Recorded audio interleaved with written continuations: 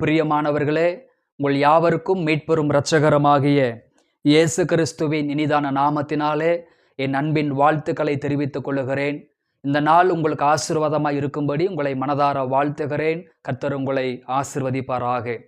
இந்த நாளிலும் கூட உங்களுக்காக ஒரு வேத வசனத்தை வாசித்து உங்களுக்காக நான் ஜெபிக்க விரும்புகிறேன். 1 தெசலோனிக்கேயர் 5ஆம் அதிகாரம் 18வது வாக்கியம். எல்லாவற்றிலேயும் ஸ்தோத்திரம் செய்யுங்கள், அப்படி செய்வதே கிறிஸ்து இயேசுவுக்குள் உங்களை குறித்து தேவனுடைய சித்தமாயிருக்கிறது. கர்த்தருக்கு ஸ்தோத்திரம். என் அன்பான தேவனுடைய பிள்ளைகளே, சமயத்திற்கேற்ற வார்த்தை என்கிற அந்த நிகழ்ச்சியிலே ஸ்தோத்திரம் தேவ சித்தத்தை தடை செய்பவைகள் எவைகள் என்கிற தலைப்பில் சிந்திக்க போகிறோம். தேவ சித்தத்தை தடை செய்பவைகள். அப்ப என் அன்பான தேவனுடைய பிள்ளைகளே, உங்களை குறித்து என்னை குறித்து தேவனுக்கு ஒரு சித்தம் இருக்கிறது. அந்த சித்தம் என்னவென்று சொன்னால் எல்லாவற்றிலும் ஸ்தோத்திரம் செய்வதே ஆகும். வசதிகள் இருக்கும் பொழுது, சமாதானம் இருக்கும் பொழுது, சந்தோஷம் இருக்கும் பொழுது, பொருளாதாரம் இருக்கும் பொழுது, நிம்மதி இருக்கும் பொழுது, ஸ்தோத்திரம் எல்லாமே அனுகூலமாக இருக்கும்போது நாம் ஸ்தோத்திரம் பண்ணுகிறோம். அதுவே தரித்திரங்கள் வரும் பொழுது, வறுமைகள் வரும் பொழுது, பண நெருக்கடிகள், பொருளாதார நெருக்கடிகள் வரும் பொழுது, இக்கட்டான சூழ்நிலைகள் வரும் பொழுது நாம் அவிசுவாசமாய் பேசிவிடுகிறோம், விடுகிறோம். ஆண்டவர் செய்திருக்கிறார், பல அற்புதங்களை செய்திருக்கிறார். இஸ்ரவேல் மக்களுடைய வாழ்க்கையை கவனித்து பார்க்கும் பொழுது, எகிப்திலிருந்து கானானுக்கு வருகிற வரைக்கும் எத்தனையோ அற்புத அடையாளங்களை கண்ணார கண்டார்கள், காதுகளால் கேட்டார்கள், அற்புதங்களை கண்டார்கள். ஆனாலும் 10 முறை தேவனை பரீட்சை பார்த்தார்கள், 10 முறை முறுமுறுத்தார்கள் என்று வேதத்தில் வாசிக்கிறோம். அதே போலதான் பெரிய பெரிய அற்புதங்களை, பெரிய பெரிய நன்மைகளை தேவன் நம்முடைய வாழ்க்கையில செய்திருந்தாலும் கூட சிறு சிறு நன்மைகளை ஆண்டவர் செய்வதற்கு காலதாமதம் செய்கிற பொழுது நாம் அவிசுவாசமாய் பேசிவிடுகிறோம்.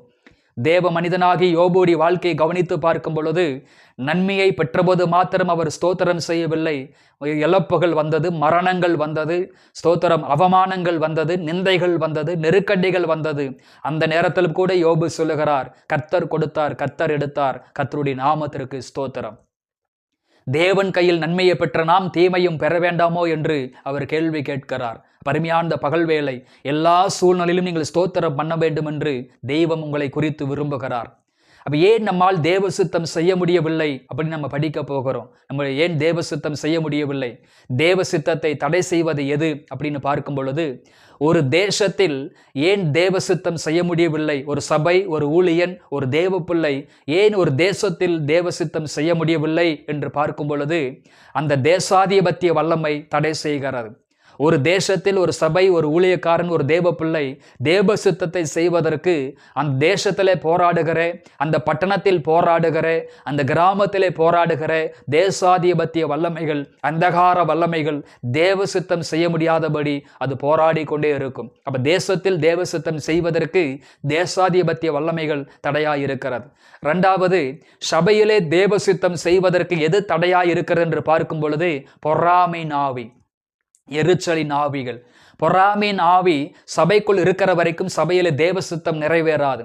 ஒருவர் நன்றாக பாட்டு பாடினால் பிடிக்காது, ஒருவர் ஆராதனை நடத்தினால் பிடிக்காது, ஒருவர் நன்றாக ஜெபித்தால் பிடிக்காது, ஒருவர் நன்றாக பிரசங்கித்தால் பிடிக்காது, ஒருவர் சபையிலே முதன்மையாக இருந்தால் பிடிக்காது, ஒருவர் சண்டே ஸ்கூல் நடத்தினால் பிடிக்காது, ஒருவர் ஸ்தோத்திரம் பாடல்களை எழுதினால் பிடிக்காது, சபையில் அவருக்கு ஒரு பொறுப்பு கொடுத்தால் பிடிக்காது. இப்படி சபைக்குள்ளே பொறாமை நாவி கிரியை செய்யுமானால் அந்த சபையிலே 100% தேவ சித்தம் நிறைவேறுவதற்கு வாய்ப்பு இல்லை. 3வது, நம்முடைய தனிப்பட்ட வாழ்க்கையில தேவ சித்தம் நிறைவேறுவதற்கு எது தடையாயிருக்கிறது என்று பார்க்கும் பொழுது, நம்முடைய சூழ்நிலைகள். அநேக தேவ பிள்ளைகள் தேவ சித்தம் செய்ய விரும்புகிறாங்க. ஏன் தேவ சித்தம் செய்வதில்லை என்று கேட்டால், ஏன் ஆலயத்திற்கு செல்லவில்லை, ஜெபிக்கவில்லை, ஆராதிக்கவில்லை என்று கேட்டால், என்னுடைய சூழ்நிலை சரியில்லை, ஆண்டவருக்காக ஏதாவது செய்ய வேண்டும் என்று விரும்புகிறேன், ஊழியத்தை செய்ய விரும்புகிறேன், ஆண்டவருக்காக கொடுக்க விரும்புகிறேன், ஜெபிக்க விரும்புகிறேன், என்னுடைய சூழ்நிலைகள் இவைகளை செய்ய முடியவில்லை என்று சொல்லி சூழ்நிலைகளை காரணம் காட்டுகிறார்கள். அப்ப தேசத்தில் தேசாதிபத்திய வல்லமை, சபையிலே பொறாமை நாவிகள், தனிப்பட்ட வாழ்க்கையிலே சூழ்நிலைகள், இந்த மூன்றுமே தேவ சித்தத்தை தடை செய்கிறது. இந்த மூன்று வல்லமைகளையும் இந்த மூன்று ஆவிகளையும் நாம் ஜெபித்து ஜெயமெடுப்போம் என்று சொன்னால் தேவ சித்தம் செய்வதற்கு ஏதுவாய் இருக்கும்.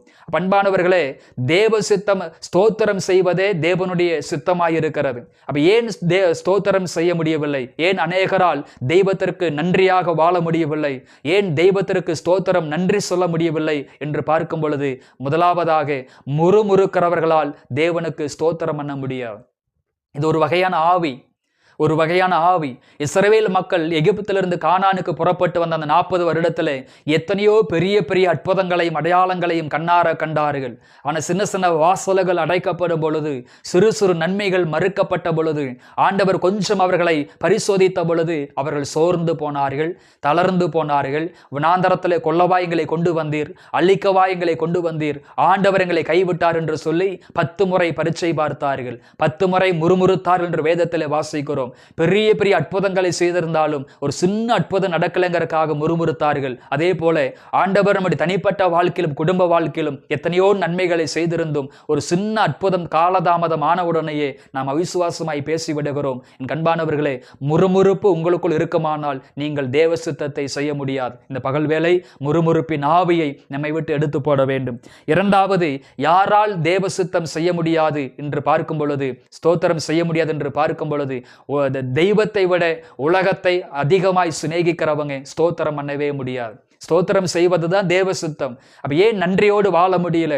ஏன் தெய்வத்திற்கு எல்லா சூழ்நிலையிலும் நன்றி சொல்ல முடியலன்னா, இவங்க தெய்வத்தை விட மனிதர்களை ரொம்ப சார்ந்து கொள்வாங்க. மனிதர்களை ரொம்ப, உலகத்தை ரொம்ப சிநேகிப்பாங்க. ஸ்தோத்திரம். நண்பர்களை சார்ந்து கொள்வாங்க, உறவினர்களை சார்ந்து கொள்வாங்க, வேலை செய்கிற இடத்துல சிலரை சார்ந்து கொள்வாங்க.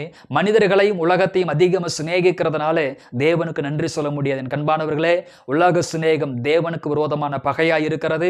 ஸ்தோத்திரம். உலகத்தை நீங்கள் சிநேகிக்கிறதுனால ஆண்டவருக்கு நன்றியுள்ளவர்களாக நீங்கள் வாழவே முடியாது. அருமையான அந்த பகல் வேளையிலே ஆண்டவரை சிநேகிக்க நீங்கள் தீர்மானம் எடுங்கள். மூன்றாவது, யாரால் தேவ சித்தம் செய்ய முடியாது, ஸ்தோத்திரம் பண்ண முடியாது என்று பார்க்கும் பொழுது, கர்த்தர் எதை செய்தாலும் நன்மைக்காக தான் செய்வார் என்கிற நிச்சயம் இல்லாதவர்கள் ஸ்தோத்திரம் பண்ணவே முடியாது. என் வாழ்க்கையில, என் குடும்பத்தில், என் ஊழியத்தில், என் சபையில், என்னுடைய எதிர்காலத்தில் கர்த்தர் எதை செய்தாலும் நன்மைக்காகவே செய்வார் என்கிற ஒரு நிச்சயம் உங்களுக்குள் இருக்கணும். அந்த நிச்சயம் இல்லாத பட்சத்தில் நீங்கள் தேவனுக்கு நன்றி உள்ளவர்களாக வாழ முடியாது, ஸ்தோத்திரம் பண்ண முடியாது, தேவ சித்தத்தை நிறைவேற்ற முடியாது. யோபுக்கு நன்றா தெரியும், கர்த்தர் கொடுத்தார், கர்த்தர் எடுத்தார். ஒரு நோக்கம் இருக்கும். அந்த நோக்கத்தை அவர் சரியாக புரிந்து கொண்டதனால்தான் முன்னிலைமையை பார்க்கிலும் பின்னிலைமையை கர்த்தர் அதிகமாய் ஆசீர்வதித்தார். கர்த்தருக்கு ஸ்தோத்திரம்.